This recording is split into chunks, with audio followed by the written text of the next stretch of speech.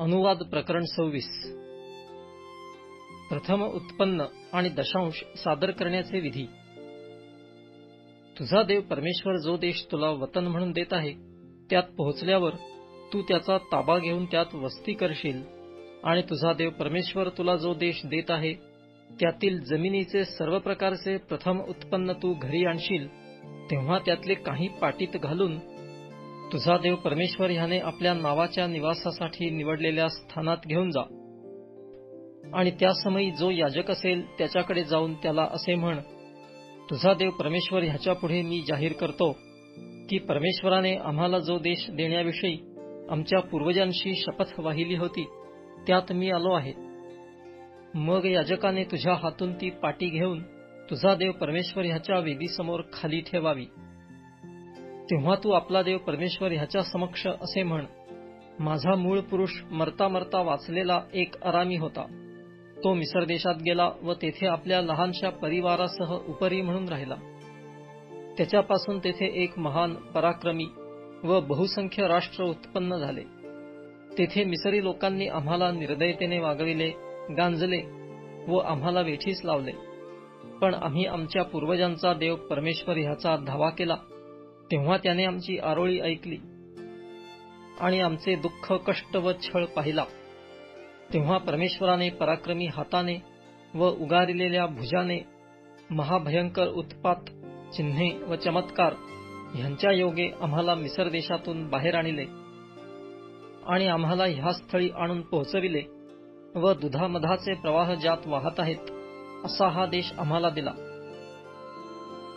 आता हे परमेश्वरा, पहा, जमिनीचे प्रथम उत्पन्न तू मला दिले आहेस, त्यातले काही मी तुला आणले आहे.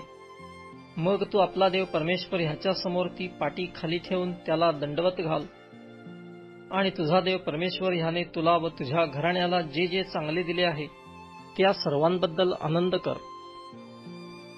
तुझ्या बरोबरचा लेवी व तुझ्या बरोबरचा उपरी ह्यांनीही त्यांचा आनंदाने उपभोग घ्यावा. तिसऱ्या वर्षी म्हणजे दशमांश वेगळा काढण्याच्या वर्षी, जेव्हा तू आपल्या उत्पन्नाचा संबंध दशमांश वेगळा काढण्याचे संपविशील, तेव्हा तो तू लेव्याला, उपऱ्याला, अनाथाला व विधवेला दे, म्हणजे ते तुझ्या गावात तो खाऊन तृप्त होतील. मग तू आपला देव परमेश्वर ह्याच्या समोर असे म्हण, पवित्र केलेल्या वस्तू मी आपल्या घरातून काढल्या आहेत आणि तू मला दिलेल्या सर्व आज्ञांना अनुसरून त्या लेवी, उपरी, अनाथ व विधवा ह्यांना दिल्या आहेत. आणि तू मला दिलेल्या सर्व आज्ञांना अनुसरून त्या लेवी, उपरी, अनाथ व विधवा ह्यांना दिल्या आहेत. मी तुझ्या कोणत्याही आज्ञांचे उल्लंघन केले नाही किंवा त्या विसरलोही नाही.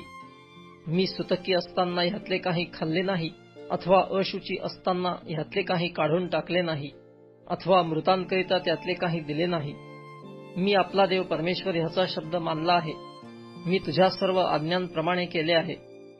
तू आपल्या पवित्र निवासातून, स्वर्गातून अवलोकन कर, आपल्या इस्रायल प्रजेला आशीर्वाद दे आणि तू आमच्या पूर्वजांशी शपथ वाहिल्याप्रमाणे जो देश तू आम्हाला दिला आहे त्या ह्या दुधामधाचे प्रवाह वाहणाऱ्या देशाला बरकत दे. परमेश्वराची पवित्र प्रजा, हे विधी व नियम तू पाळावे अशी आज्ञा आज तुझा देव परमेश्वर तुला करीत आहे, म्हणून ते तू जिवेभावे व काळजीपूर्वक पाळ. परमेश्वर हा आपला देव आहे असे मान्य करून तू आज वचन दिले आहे की मी तुझ्या मार्गांनी चालेन, तुझे विधी, आज्ञा व नियम पाळीन आणि तुझा शब्द मानीन. आणि परमेश्वरानेही आज मान्य केले आहे की तुला सांगितल्याप्रमाणे तू माझी खास प्रजा झाला आहेस. तू माझ्या सर्व आज्ञा पाळ, म्हणजे मी निर्माण केलेल्या सर्व राष्ट्रांपेक्षा प्रशंसा, नावलौकिक आणि सन्मान ह्या बाबतीत तुला श्रेष्ठ करीन आणि माझ्या म्हणण्याप्रमाणे तू परमेश्वर आपला देव ह्याची पवित्र प्रजा होशील.